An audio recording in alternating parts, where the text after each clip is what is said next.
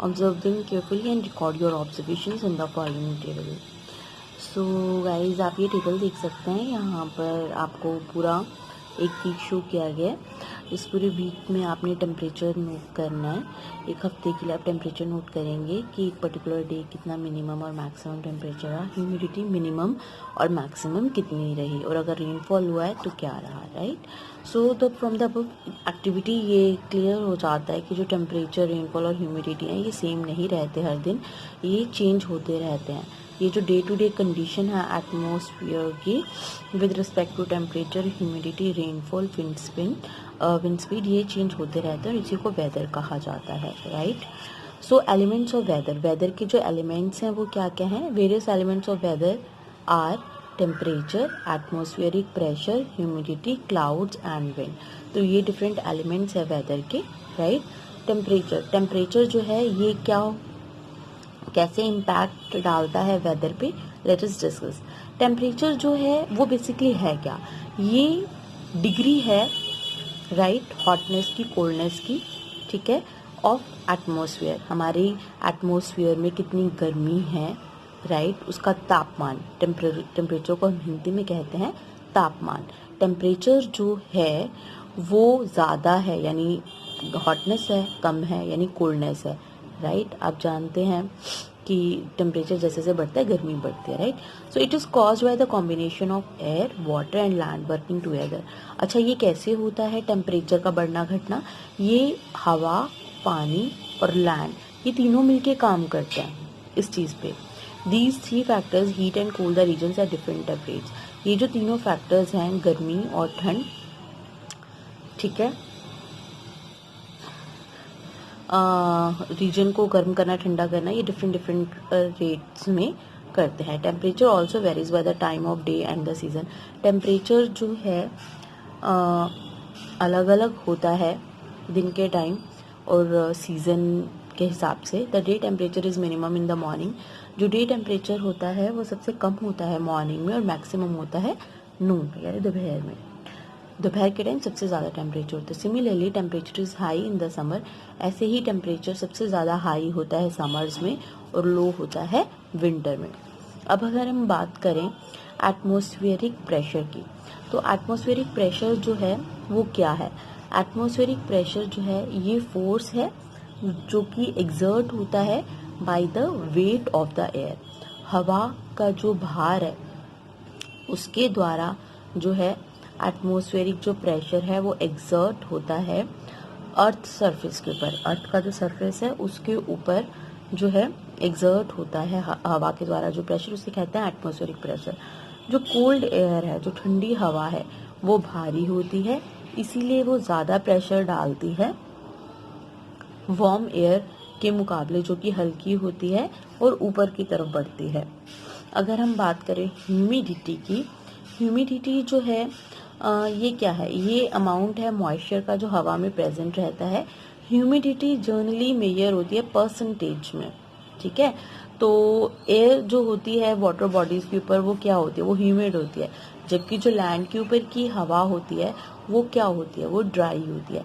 Humidity highest level पे होती है बारिश के दिनों में, क्योंकि बारिश होती है इसलिए हवा में नमी ज़्यादा होती है। It is measure with an instrument called hygrometer. ये जो मेजरमेंट किया जाता है ह्यूमिडिटी का एक इंस्ट्रूमेंट के ज़रिए किया जाता है और उस इंस्ट्रूमेंट को कहा जाता है हाइग्रोमीटर, ठीक है। टेम्परेचर को मेजर करने के लिए जो इंस्ट्रूमेंट यूज़ किया जाता है उसको हम क्या कहते हैं? उसको हम कहते हैं थर्मोमीटर। और ये आपने पढ़ा भी था जब हमने टेम्परेचर के बारे में पढ़ा था। एटमॉस्फेरिक प्रेशर को चेक करने के लिए जो हम यूज़ करते हैं दैट इज़ बैरोमीटर, ठीक है। और ह्यूमिडिटी को चेक करने के लिए जो हम यूज़ करते हैं दैट इज़ हाइग्रोमीटर, ठीक है। अब हम आगे बढ़ते हैं। अब हम बात करेंगे क्लाउड्स की और रेन की, बादल और बारिश। Clouds and rain also affect the weather. जो बादल हैं और बारिश है ये हमारे वेदर को बहुत ही ज़्यादा प्रभावित करते हैं। बादल कैसे बनते हैं? बादल बनते हैं छोटे छोटे वाटर ड्रॉपलेट्स जो हवा में तैर रहे होते हैं उनके कारण। बादल अचानक जो है ग्राउंड पे गिरने लगते हैं बारिश की फॉर्म में। जो अमाउंट है बारिश का वो हम मिलीमीटर में मेजर करते हैं और उसके लिए हम एक अपैरेटस यूज़ करते हैं जिसको कहा जाता है रेन गॉज। ये आप देख सकते हैं, इस तरीके का एक इंस्ट्रूमेंट होता है, गॉज बर्तन की तरह होता है कि इसको हम यूज़ करते हैं। विंड जो है ये क्या है? बेसिकली विंड क्या है? हवा। जो विंड है that is movement of air. Air रुकी हुई हवा को कहते हैं और विंड चलती हुई हवा को। It blows from area of high pressure to those of low pressure. जो हवा है वो हाई प्रेशर से लो प्रेशर की तरफ जाती है। Speed of wind also affect the condition of weather. जो विंड की स्पीड है वो अफेक्ट करती है वेदर, मौसम की कंडीशंस को, राइट? कि किस तरफ डायरेक्शन है विंड की, उस हिसाब से जो वेदर है, मौसम है, उसमें चेंज आ जाता है, राइट? अगर हम बात करें क्लाइमेट की, तो वेदर जो है वो किन किन एलिमेंट से प्रभावित होता है उनके बारे में हमने डिटेल में डिस्कस कर लिया। आई होप आपको अच्छी तरह से क्लियर हो गया होगा। अब हम डिटेल में पढ़ेंगे क्लाइमेट के बारे में। So it is important to understand that there is a difference between weather and climate. तो जैसे कि मैंने आपको पहले भी बताया कि काफ़ी डिफरेंस है वेदर में और क्लाइमेट में। वेदर डिस्क्राइब करता है वेरिएशंस को जो हमारे एटमॉस्फेयर में होती हैं रोज़मर्रा की ज़िंदगी में, डेली बेसिस पे। जबकि जो क्लाइमेट है वो मेजर करता है टिपिकल वेदर को, जो कि एक पर्टिकुलर प्लेस में होता है, राइट? एक लंबे टाइम के लिए होता है। दस क्लाइमेट जो है वो क्या है? क्लाइमेट जो है वो एवरेज वेदर कंडीशन है एक जगह की over a long period of time, लंबे टाइम के लिए। Climate at any place mostly depend on temperature and precipitation. जो क्लाइमेट है वो मोस्टली डिपेंड करता है टेम्परेचर के ऊपर और प्रेसिपिटेशन के ऊपर, यानी कि रेनफॉल। प्रेसिपिटेशन का मतलब होता है बारिश, या वो पानी की फॉर्म में रेनफॉल हो, स्नो की फॉर्म में हो स्नो फॉर्म, या जो आपके ओले गिरते हैं हेल की फॉर्म में, तो ये भी काइंड ऑफ जो है आपका बर्फ की फॉर्म में ही होती है। मिस्ट मतलब फॉगी जैसे होती है, right? If it is found that the temperature at a place is high most of the time the climate of that place is said to be hot. अगर देखा जाता है कि टेम्परेचर किसी जगह का बहुत हाई है ज़्यादा टाइम, तो जो क्लाइमेट होगा उस जगह का उसको हम कहेंगे कि वो गर्म है। If there is also heavy rainfall during maximum period of the year, अगर बहुत ज़्यादा बारिश होती है पूरे साल में काफ़ी टाइम के लिए, तो जो क्लाइमेट होता है उसको कहा जाता है कि वो बहुत ज़्यादा गर्म है और मॉइस्चराइज्ड है, ह्यूमिड है, यानी उसमें नमी बहुत है। जो क्लाइमेट है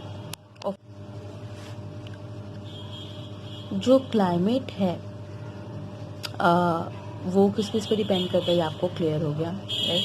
if there is also heavy rainfall during maximum period of the, जैसे मैंने बताया कि अगर पूरे साल के लिए बारिश ज़्यादा टाइम के लिए होती है तो क्लाइमेट को हम कहेंगे hot and humid. Climate of a place depend on following factor. अब हम उन फैक्टर्स के बारे में देखेंगे जिनके ऊपर जो क्लाइमेट है किसी पर्टिकुलर जगह का वो डिपेंड करता है। तो सबसे पहले आ जाता है हमारा डिस्टेंस फ्रॉम द सी। जो समंदर है उससे कितनी जो है दूरी है वाटर बॉडीज से। सी हो गया, ओशियन हो गया, राइट? उससे कितनी दूरी है। The sea affect the climate of a place. जो समंदर होता है वो किसी भी जगह के क्लाइमेट को प्रभावित करता है। Coastal areas are cooler and wetter than inland areas. जो समंदर के किनारे जगहें होती हैं वो ठंडी होती हैं और गीली होती हैं, मतलब कि मॉइस्चर होता है उनमें काफ़ी इनलैंड एरियाज़ के मुकाबले। जो अंदर की जगह हैं जैसे कि महाराष्ट्र हो गया, मध्य प्रदेश हो गया, हमारा पंजाब हो गया, चंडीगढ़। क्लाउड्स जो हैं बनते हैं जब वार्म एयर जो है इनलैंड एरिया से मीट करती है कूल एयर जो होती है सी की, उससे, राइट? तो जो बादल हैं वो कब बनते हैं? जब वार्म एयर जो है वो इनलैंड एरियाज से जाती है और किनसे मिलती है? समंदर की ठंडी हवाओं से। तो temperature in the central part of the any continent very over a large. जो टेम्परेचर होता है सेंट्रल पार्ट में किसी भी कंटिनेंट का वो बहुत ज़्यादा जो है हाई रेंज में वेरी करता है। In the summer temperature can be very hot.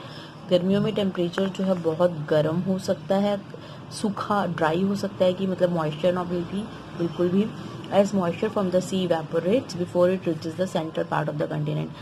क्योंकि जो मॉइस्चर होता है समंदर से वो उड़ जाता है before it reaches the central part of the continent.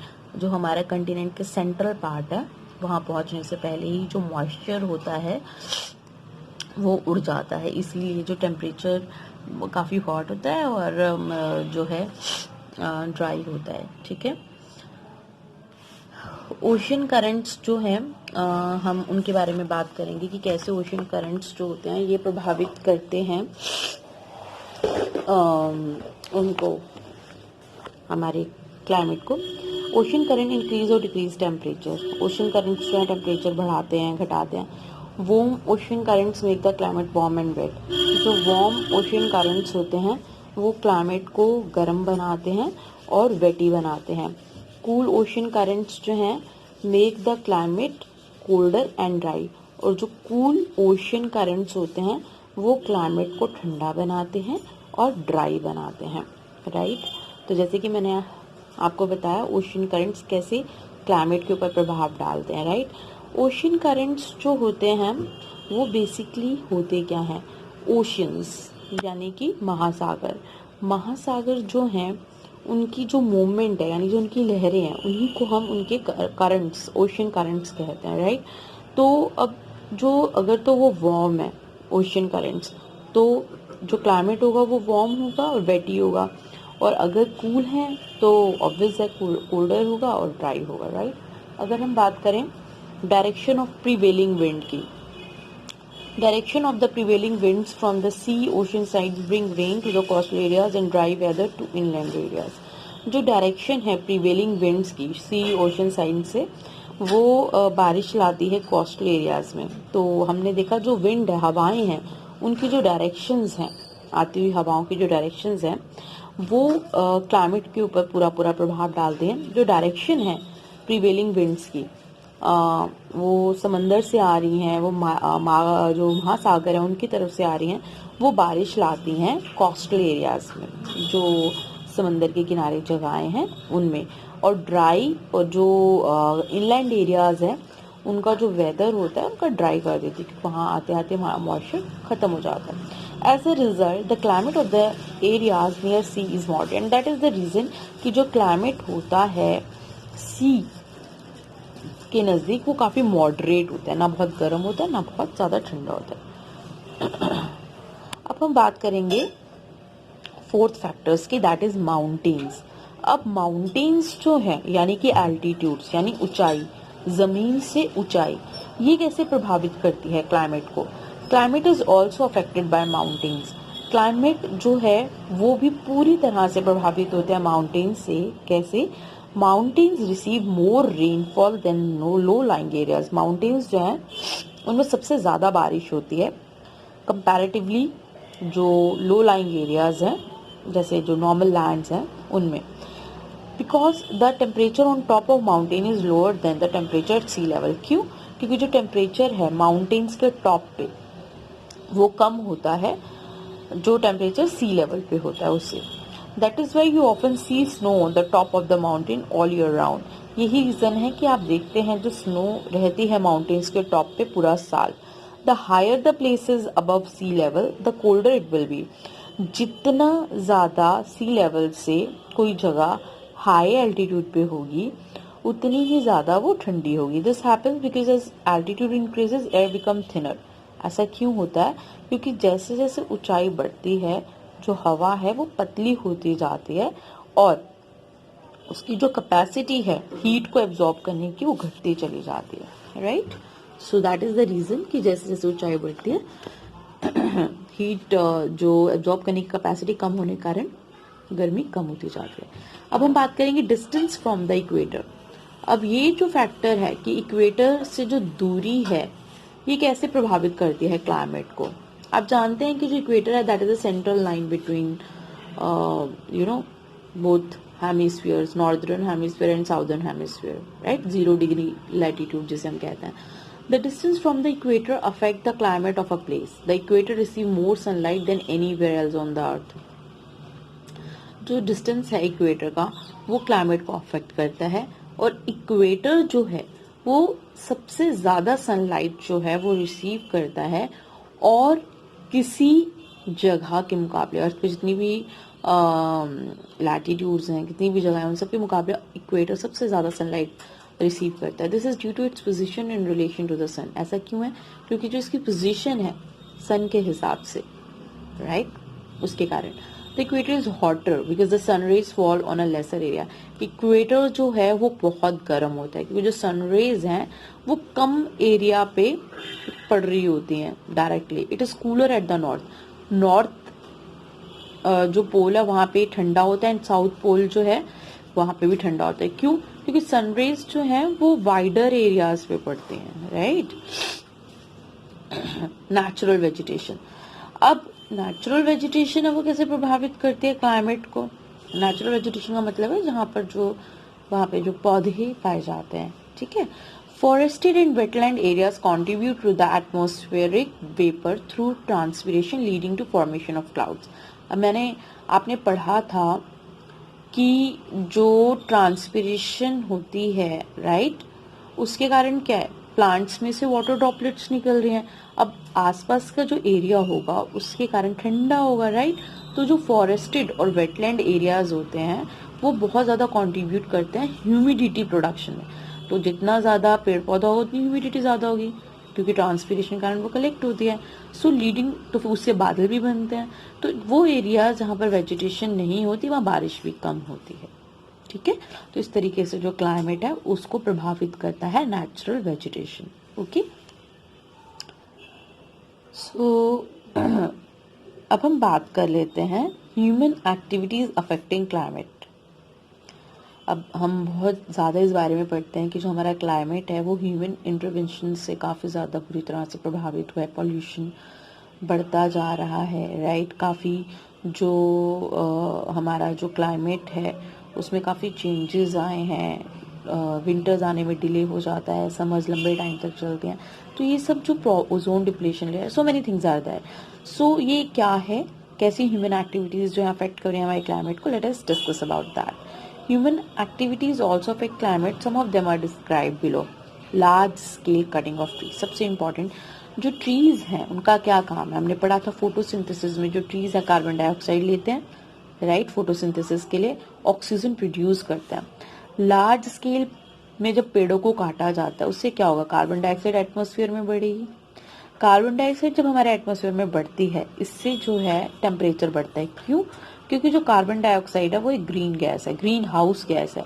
इसके अंदर ये कैपेसिटी होती है कि ये जो सूरज से आने वाली गर्मी है उसको अपने अंदर कैद कर लेती है. जब वो अर्थ पे आती है उसको ये ट्रैप कर लेती है, वापस जाने नहीं देती.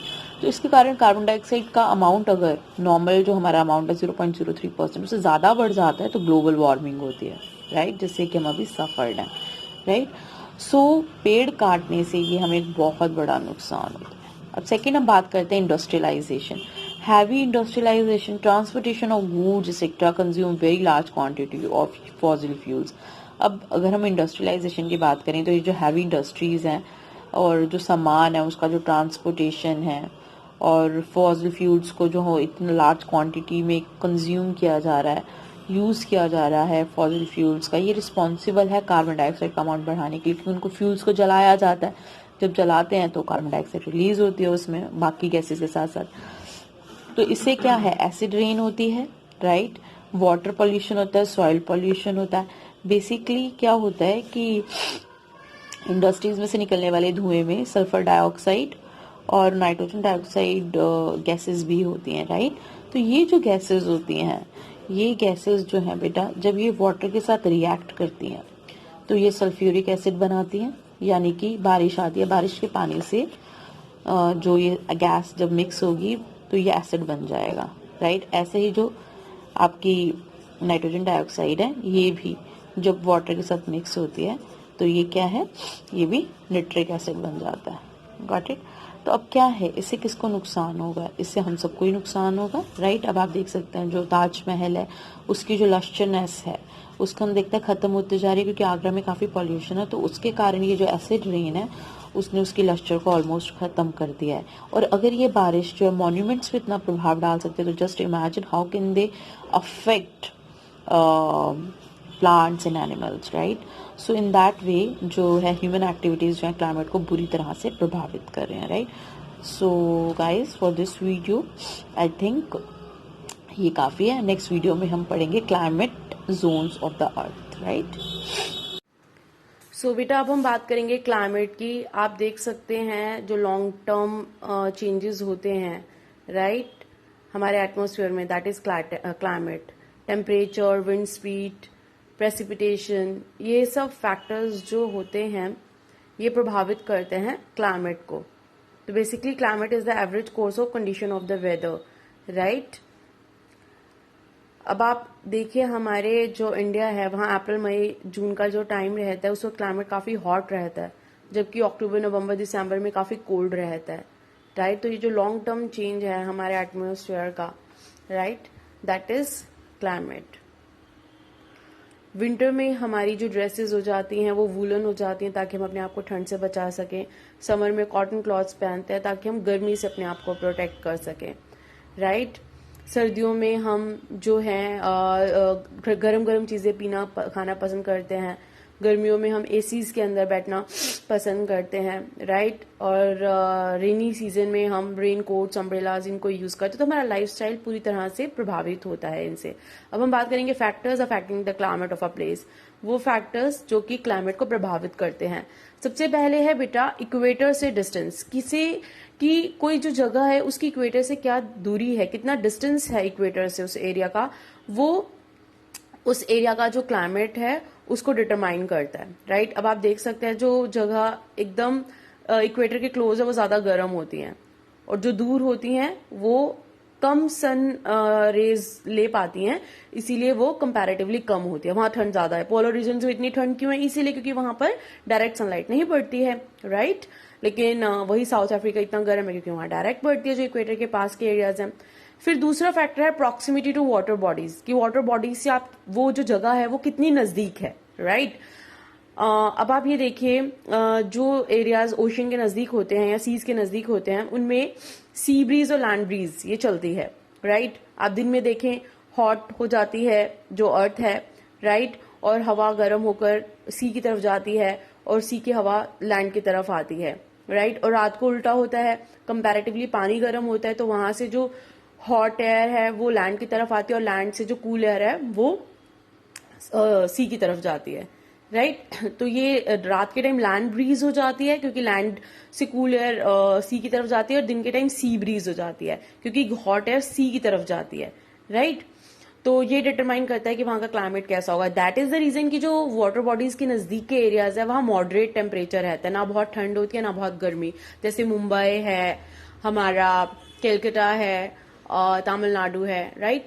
थर्ड फैक्टर है एल्टीट्यूड और height above sea level, right. कि कोई जो जगह है वो कितनी ऊंचाई पर है सी लेवल से, जो समंदर है उसका जो लेवल है उससे कितनी ऊंचाई पर. जितनी ज्यादा ऊंचाई पे होगा उतना ज्यादा वहां ठंड होगी. क्यों? क्योंकि जो एटमॉस्फेयर का एनवल्प होता है, जो हमारा एटमॉस्फेयर होता है उसकी लेयर बहुत थिन होती है ऊंचाई पर, ठीक है. तो यही रीजन है कि कम से कम गर्मी उसमें टिक पाती है और वो एरिया जो ऊंचाई पे एरिया होता है वो ठंडा होता है. आपने देखा होगा सी कैप्स, ये देख सकते हैं आप, माउंटेन्स स्नो से भरे रहते हैं, बर्फ से ढके रहते हैं. इवन आप ये इक्वेटोरियल क्लाइमेट देख सकते हैं, बेस पे ऊपर बर्फ जमी है, नीचे जो है आप देख सकते हैं कितनी ज्यादा ग्रीनरी है क्योंकि नीचे का जो ये जो हाइट है Kilimanjaro 5895 metre above the sea level है. नीचे का एरिया आप देख सकते हैं वो इक्वेटोरियल रीजन था तो कैसा था, और ऊपर एल्टीट्यूड के कारण ठंडा था. नेक्स्ट फैक्टर है डायरेक्शन ऑफ विंड्स ब्लोइंग, कि जो विंड्स है वो किस तरफ जो है ब्लो कर रहे हैं, किस तरफ बह रही है, राइट. विंड्स जो है वो वाटर बॉडीज की तरफ से अगर लैंड की तरफ आती हैं तो आप देख सकते हैं वो हॉट विंड्स हो जाती हैं, राइट. और वैसे ही ड्राई विंड्स जो हैं आप देख सकते हैं डेजर्ट एरियाज की तरफ से जो आ रही हैं, दीज आर ड्राई विंड्स. और वो जो माउंटेन्स को क्रॉस कर कर आ रही हैं, दीज आर कोल्ड विंड्स, ठंडी हवाएं हैं, राइट. तो जो डायरेक्शन है वो विंड की वो डिटरमाइन करते हैं कि उस एरिया का क्लाइमेट कैसा होगा. अब वहां ठंडी हवाएं तो वहां ठंड रहती है, आप जानते हैं जितने भी हिली एरियाज है वहां कितनी ठंड होती है, राइट. और ये जो राजस्थान में कह रहे हैं कितने ड्राई एरियाज है, कितनी गर्मी रहती है वहां. नेक्स्ट फैक्टर है अमाउंट ऑफ मॉइस्चर और ह्यूमिडिटी, कि ह्यूमिडिटी क्या आप जानते हैं, presence of water vapours in the atmosphere, right. तो ये जो मॉइस्चर की प्रेजेंस है हमारे एटमोसफेयर में, दैट इज ह्यूमिडिटी। आप देख सकते हैं कभी तो क्लाउडी मौसम होता है, कभी रेनी, कभी स्नोई, राइट। तो रेनी और स्नोई में दोनों में मॉइस्चर बहुत ज्यादा है, जबकि जब क्लाउडी होता है तब मॉइस्चर नहीं होता है इतना। जब एयर ह्यूमिड होती है, बहुत ज्यादा ह्यूमिड होती है, बहुत ज्यादा वाटर वेपर रहता है एटमॉस्फेयर में, तो बारिश हो जाती है। जबकि ड्राई एयर जो है वो क्लाइमेट को ड्राई बनाती है, सूखा सूखा बनाती है, right. Coastal inland receive more rainfall. जो कोस्टल एरियाज होते हैं वो सबसे ज्यादा जो कोस्टल लैंड्स है रिसीव करते हैं रेनफॉल, क्योंकि वहां ह्यूमिडिटी ज्यादा होती है, लेकिन इनलैंड एरियाज कम। नेक्स्ट फैक्टर जो है वो है ह्यूमन इंटरवेंशन। आप जानते हैं जब ह्यूमंस जो है इंटरफेयर करते हैं तो उससे हमारा क्लाइमेट कितना प्रभावित होता है। अब आप देखिए हमारी जो सर्दियां लेट आती हैं, राइट, गर्मियां लंबे टाइम तक चलती हैं, रीजन ह्यूमन इंटरवेंशन, राइट। सबसे पहले आप देख सकते हैं पेड़ है, पेड़ों को जितना ज्यादा काटा जाएगा उतनी ज्यादा कार्बन डाइऑक्साइड एटमॉस्फेयर में बढ़ेगी। और कार्बन डाइऑक्साइड क्या करती है, वो सूरज की गर्मी को अपने अंदर ट्रैप कर लेती है, राइट, जिससे गर्मी बढ़ती है, राइट। और इसी तरीके से फॉसिल फ्यूल्स वगैरह को ज्यादा जलाने से पॉल्यूशन बढ़ता है। पॉल्यूशंस जो है उसके कारण क्या है, अभी सर्दियों में फॉग होनी चाहिए, और फॉग की जगह हमें क्या देखने को मिलता है, स्मोक, यानी कि स्मोक प्लस फॉग, राइट, जो और भी डेंजरस है। कंस्ट्रक्शन की जाती है, कोल तार से सड़कें बनाई जाती हैं, सीमेंट से बिल्डिंग्स बनाई जाती हैं, वो गर्मी को एब्जॉर्ब करती हैं। तो वो गर्मी को एब्जॉर्ब करते हैं, तो जिससे क्या है, हीट बढ़ती जा रही है अर्थ पे, राइट। तो अर्थ का जो टेम्परेचर है वो बढ़ता जा रहा है, जिसके कारण ग्लोबल वार्मिंग हो रही है, राइट। तो आज के लिए इतना ही। आई होप आपको ये समझ आई होगी video. Thanks for watching and please like, share and subscribe so that others can also take its benefit. So मिलते हैं एक नए वीडियो के साथ। Till then take care, bye bye, stay blessed, stay healthy.